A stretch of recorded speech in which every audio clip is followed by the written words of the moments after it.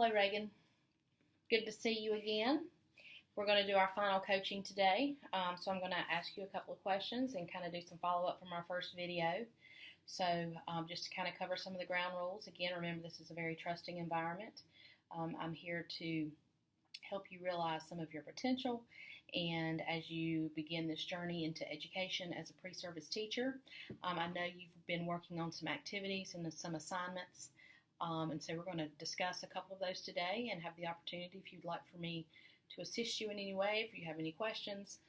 So I'm just going to just follow up with you and kind of check on your status and see how things are going. Okay?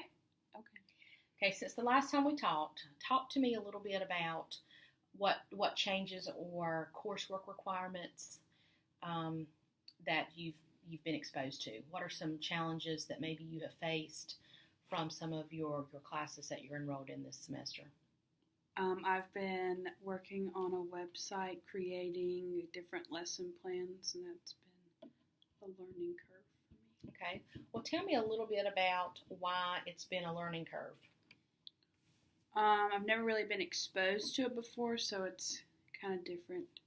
And with taking online classes, you're not face-to-face with a professor to guide you right there. But there's plenty of online resources that can help me, and I've done pretty well so far. Have you reached out to your professor at all? Yes. How has that experience been? It's been a pretty good experience. She responds normally within the hour. We have able to call, text, or email her anytime. Okay. Thinking about an ideal situation. Let's just take the lesson planning project, for example. If you could describe to me the best future project for this online lesson planning assignment, what would that look like for you? What would you view as the perfect project that you had to submit, or that's practical, that, when you're doing these things, you want to be able to use them. So this is your first time creating something like this where you're having to really look at the standards. What does a perfect or future project, what does that look like? I feel like this is a pretty good project right now because you have to go through all of the steps pretty much. There's different sides of the lesson plan, or in a way, because we have the video hook project, and then we had like integrating media into the classroom project. So we had to create a video, and like that would probably be shown at like the beginning of a lesson, and then you have to find standards and then relate the higher order thinking questions back to the video. And then for the integrating media, you had to find like a clip from a movie or like a YouTube video or something of that sort and relate standards and a lesson and the higher order thinking questions back to that. Okay. Sounds pretty challenging. What's been your level of exposure to, this is a multi-part question, what's been your level of exposure to the standard course of study? First part. The second part is, when you say the term integrating media, what does that mean? So what's been your level of exposure with that terminology? With the standard course of study, we've just basically been given the links to the Common Core and the state standards, and you have to go in and basically find them on your own and just kind of read up on them. And what I've done is gone and looked at like other teachers' things and resources out online to learn more about it. And of course, I've like seen them in the classroom as well.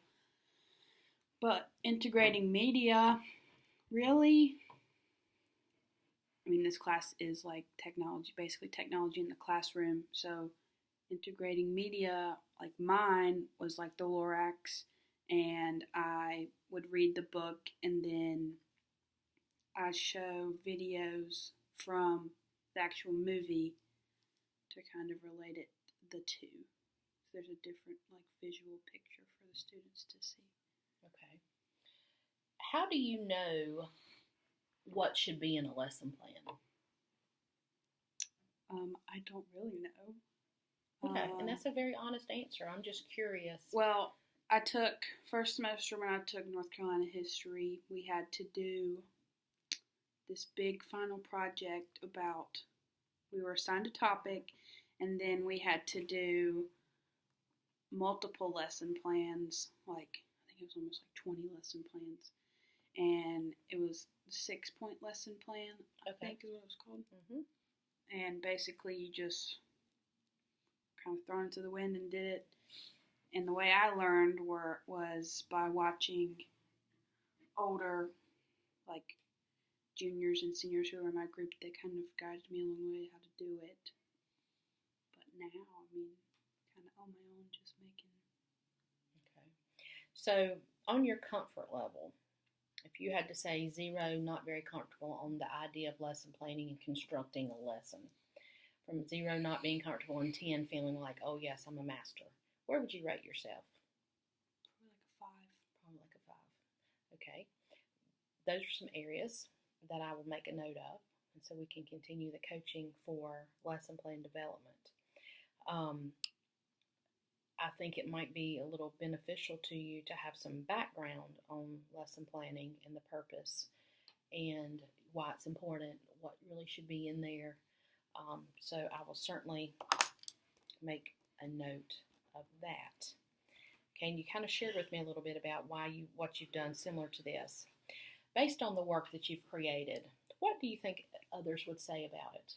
Outside of, let's think about it from 2 perspectives. Let's think about it like if you're working in a professional learning community, which is, of course, is an expectation when you are in a position to work together with your colleagues is what that means.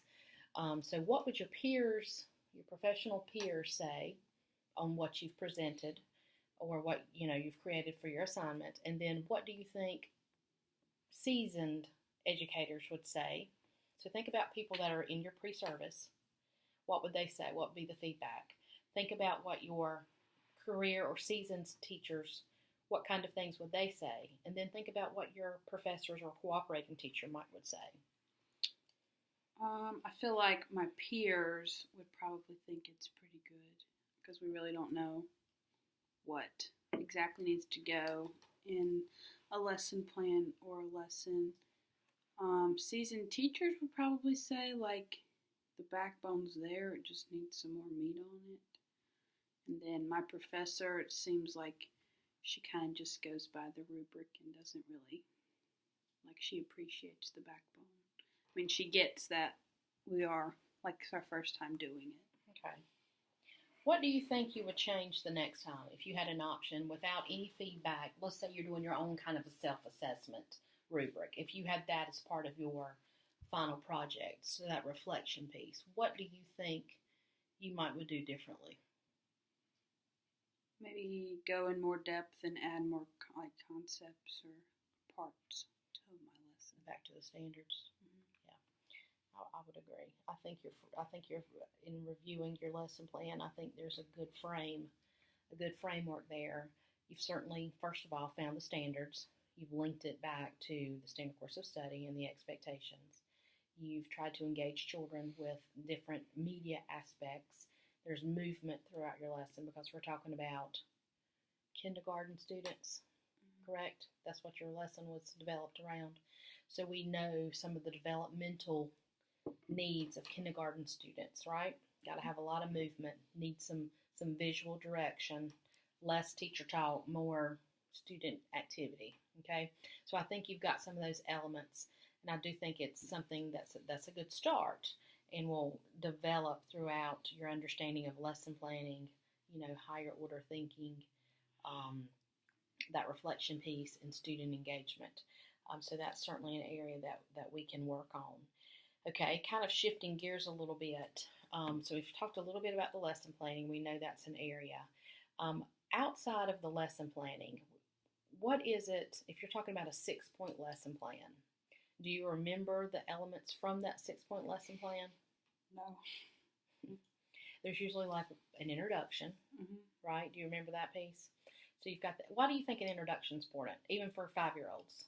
Why do you think they would need that?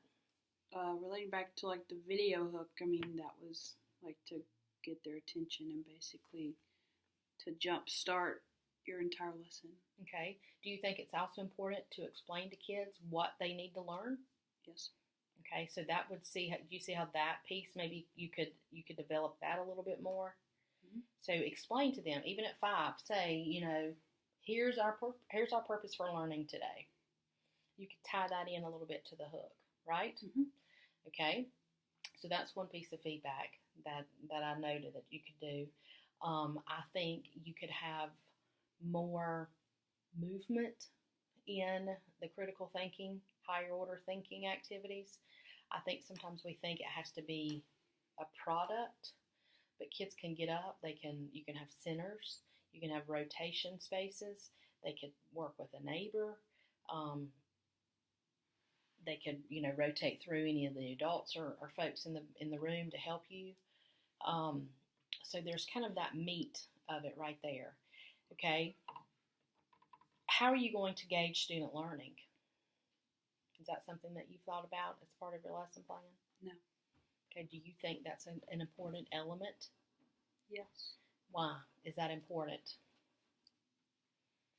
Why to gauge student learning? Why is that an important element of a lesson plan? To see their growth on a certain concept. Okay, so give me an example of one of your standards. Do you remember it was the reading? Well, for the video hook, whenever I did class rules, it's them grasping. I don't remember the standard, but it was grasping. Just summarize it. Just give me. I don't need to know it exactly. Just give me one of the standards that you've put into your project. Grasp. No. Grasping the class rules and seeing it visually, and I know one of the standards was discussing a certain concept with your peers and your teacher. Okay, so right there, how are you going to measure? How are you going to know if students grasp the concept and were able to discuss that with their peers? What is that going to look like? What are just think about it off the top of your head. There's no right or wrong here. Let's just kind of go through some of that. By, I guess, watching the students. Okay. There's really not any, Observation is a strategy. Okay. There's no really pencil paper. Okay. So observation is good. How are you going to let them know if you've got a class of 24 kindergartners? How are you going to keep track of how you have noted that Susie, Bobby, Billy, Johnny, Jose, Sammy, what have you thought about some of that record keeping piece? I've seen record keeping, but I haven't thought about it. Okay, so I would think in your lesson plan, your project, you're going to have to talk a little bit about how you're going to monitor and check for student learning, because that's really important. Okay, and there's lots of different ways to do that. And you're talking about young children, or if you're talking about college-age kids, you have to have some kind of a documentation tool. It can be a spiral notebook. It can be a sticky note. You could walk around and put a sticker on everybody's hand when you see them discussing the rules. You can do a checkbox. You can pull a popsicle stick, because you're going to need to find a way to document that, okay, to check for student understanding, because just because you've taught the concept, okay, anybody can write a lesson plan, right? So that's kind of like your hey, I've taught this on this date. I talked about the rules, but if you don't have that assessment piece, then you don't know if the kids got it. So that's really critical in your lesson plan. All right. So you got to check for student understanding, and we can brainstorm some more at the next time about some different tools to just gather for assessment. Okay, what's at the end? What's after after you've introduced it, you've explained the concept, the kids you've taught the meat, you've instructed them on the actual standards, the kids have had an opportunity to show their knowledge, then what's next? Reviewing. Yes. Go back over what you learned. Okay, so just kind of a quick wrap up and review. How would you do that in a kindergarten room with rules?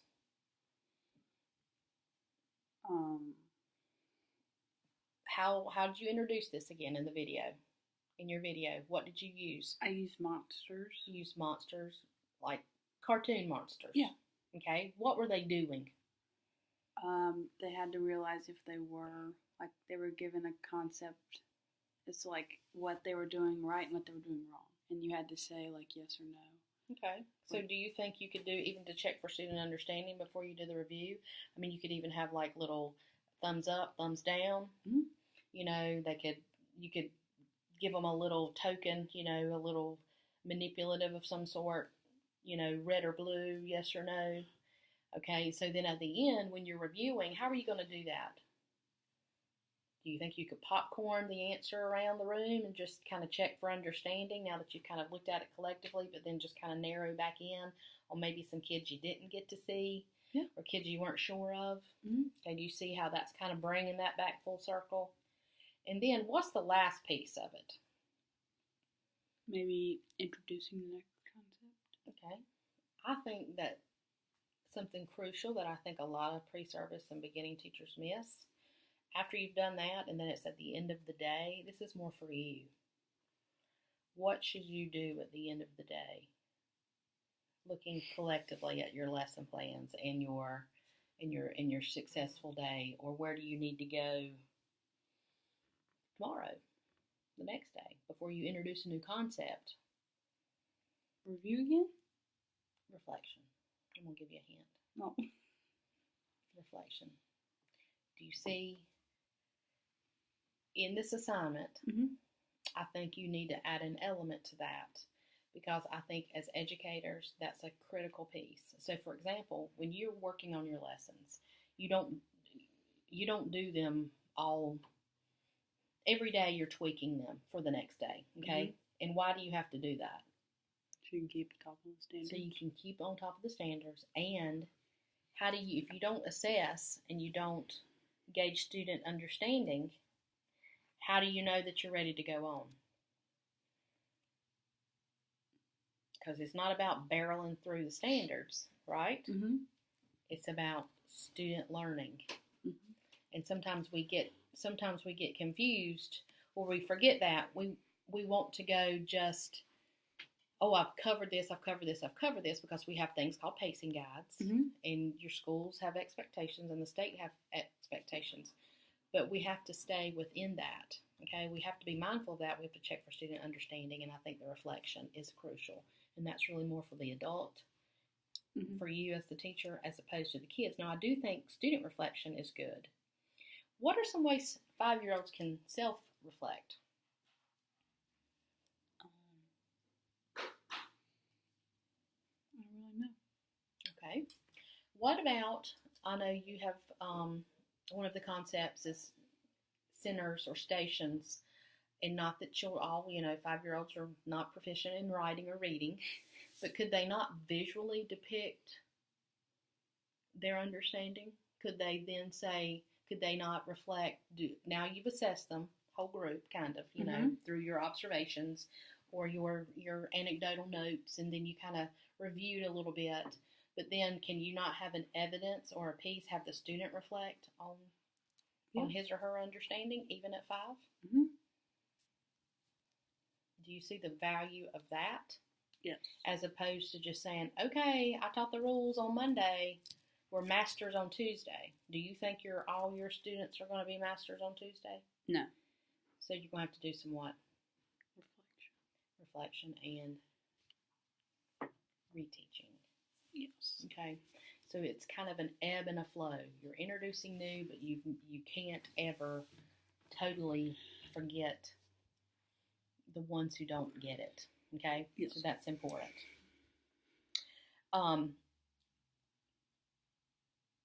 If you could change one thing about your lesson, what's one thing you could change?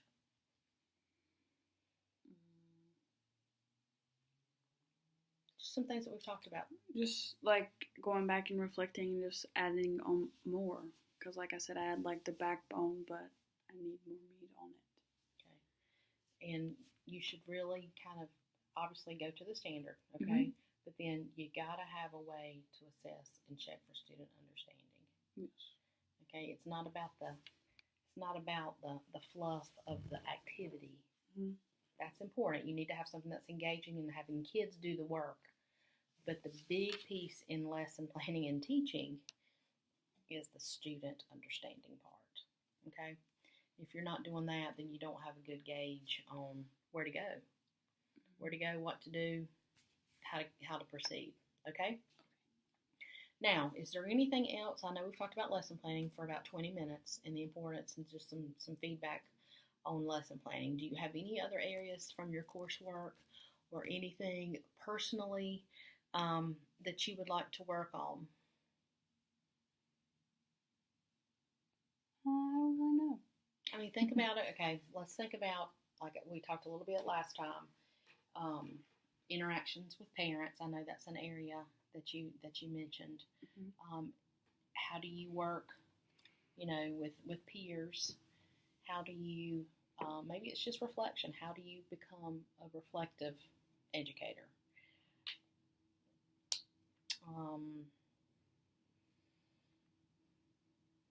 Any of those sound like areas that you would like to know more about?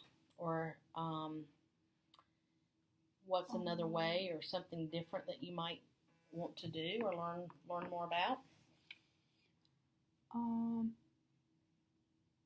often do you work with your peers? Okay.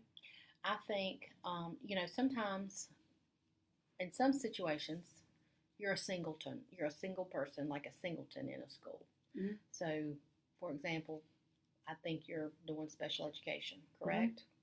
So, if you want to work in an elementary school, there's a real possibility if it's a small elementary school, you might be a singleton. You might be the only EC teacher to serve, like if you're at a primary school that just works pre-K through third grade. You might be the only person there. So your peer group and working with those peers is going to look different than if you're at a large elementary school or a large middle school or a large high school. So sometimes that's kind of dictated by the numbers and the staffing. So your peer group, in that case, will look a little different.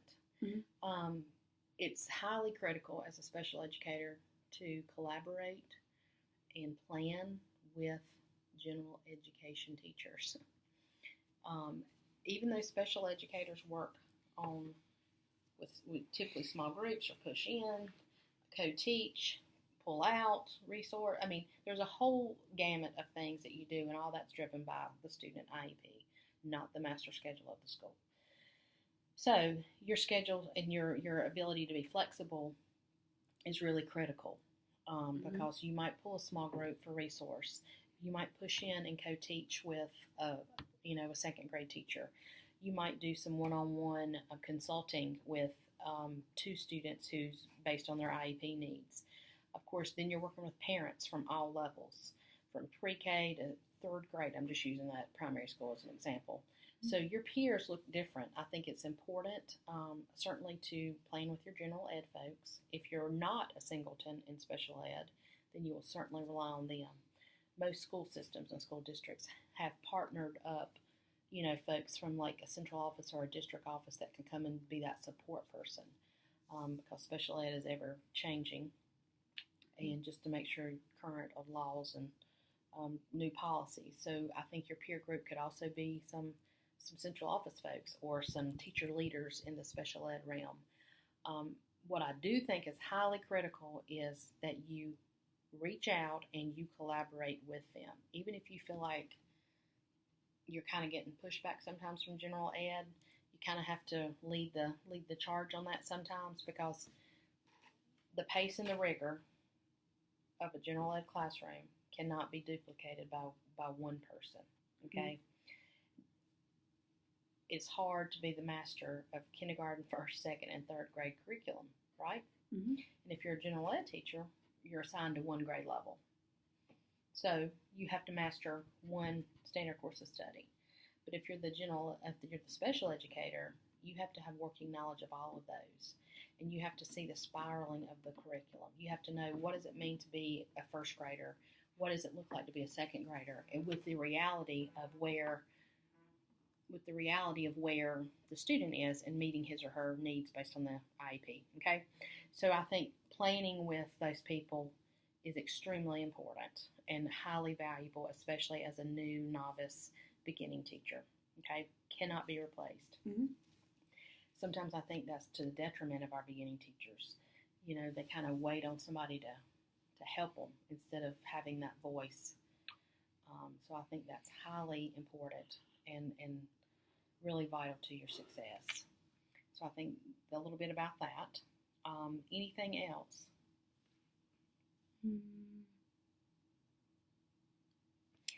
Okay, for me, based on our conversation from today, I think we've touched a little bit on lesson planning, and I've seen some of your project here, okay, and just some things, giving you a little bit of feedback on really beefing up that student assessment, okay, that student learning piece, which is the reason why we teach, okay, so students learn, not the fluffy activity, all right?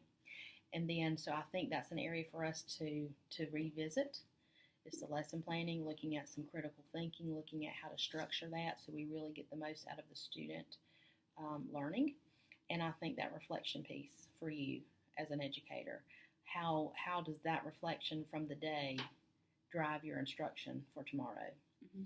I think if you don't give some time for that, I think you can get frustrated or you can kind of feel alone and you're not really sure, you're not letting the data help you make sound instructional decisions. Do you think those are two areas that we can look at next time? Mm-hmm. Lesson planning and reflection. In the meantime, do you think you can go back to this project and improve upon it slightly? Yes. Okay. Can you state for me how you're going to do that? Definitely add like the student assessment part and reflection part to my website. Okay. And you understand why you should do that, correct? Yes. Okay. Is there anything else you would like to discuss in our session today? I don't think so. Okay. Well, what I will do, I will touch base with you again very soon. I'll be glad after you make some revisions to this project. I'll be glad to look at that. Actually, I need to look at it. I'm not giving you an option. I want to look at it. So I want to make sure that we're on the same page and you're understanding the point of lesson planning, even though this is your first class. Really looking at some lesson planning individually and not as that group assignment like you did in history, because I really want you not to start some bad habits. So I want to look at that when you have it finished, okay, before you submit it for your rubric score. So I need that, all right, and then I'll give you some feedback on that, and we'll go from there. Okay. Okay. Well, it was nice talking to you again today, and I will be back in touch with you very soon.